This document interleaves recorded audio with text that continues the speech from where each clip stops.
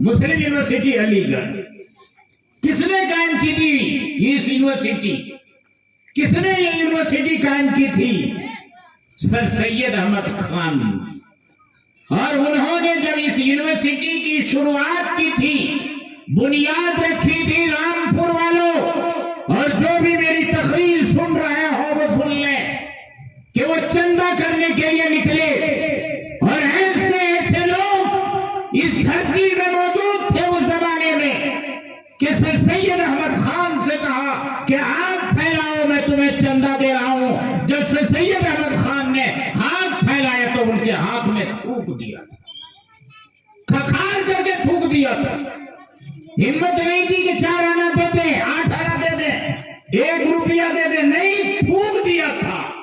اور اس تھوک کو انہوں نے اپنے ہاتھ میں مل لیا تھا، اور اللہ تعالیٰ سے دعا کی تھی کہ سر سید جس کام کے لیے، جس مشن کو لے کر کے، جس تحریک کو لے کر کے اٹھا ہے، اس تھوک کی وجہ سے وہ اس تحریک سے باز، اس مشن سے باز آنے والا نہیں. اور انہوں نے اپنا مشن جاری رکھا. تو آج علی گڑھ مسلم یونیورسٹی علی گڑھ کی سرزمین میں موجود ہے، اور پوری دنیا اسے فیض حاصل کر رہی ہے، فائدہ اٹھا رہی ہے. ایک بات. دوسری بات، پوری دنیا میں ہندوستان کے مدارس میں جس مدرسے کے سب سے زیادہ فارغ پائے جاتے ہیں وہ ہمارے حنفی ایک ادارہ دارالعلوم دیوبند ہے. پوری دنیا میں ہندوستان کے جتنے بھی مدارس ہیں، جتنے بھی جامعات ہیں، ان تمام میں سب سے زیادہ جس ادارے کے فارغین پوری دنیا میں پائے جاتے ہیں وہ دارالعلوم دیوبند ہے. جب دارالعلوم دیوبند کو قائم کیا گیا تھا تو نہ مکان تھا، نہ جھوپڑی تھی، کچھ نہیں تھا.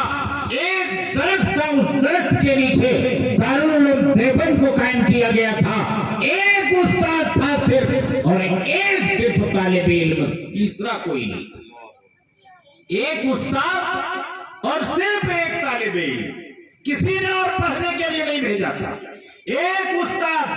یاد رکھو اس بات کو، بہت سارے ہمارے دیوبندی بھائی بھی نہیں جانتے ہیں، حنفی بھائی کو بھی یہ تاریخ معلوم نہیں ہے. دونوں کا نام، استاد کا بھی نام اور شاگرد کا بھی نام، دونوں کا نام ایک ہی تھا، محمود الحسن.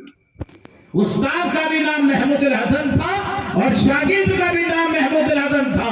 اور دارالعلوم دیوبند جب قائم ہوا تھا تو ایک استاد یہی محمود الحسن اور ایک شاگرد، ایک صرف پڑھنے والا محمود الحسن. اور جو طالب علم ایک پڑھنے کے لیے آیا تھا وہ اتنا بڑا عالم بن کر کے نکلا، اور اتنے بڑے عالم بن گئے بعد میں کہ ان کو شیخ الہند کا لقب ملا.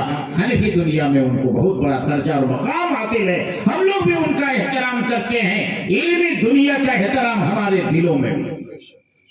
اس لیے انسان، میں اپنے بھائی اور دوسرے لوگوں کو کہنا چاہتا ہوں کہ ہوائیں چلتی رہتی، ہوائیں چلتی رہتی.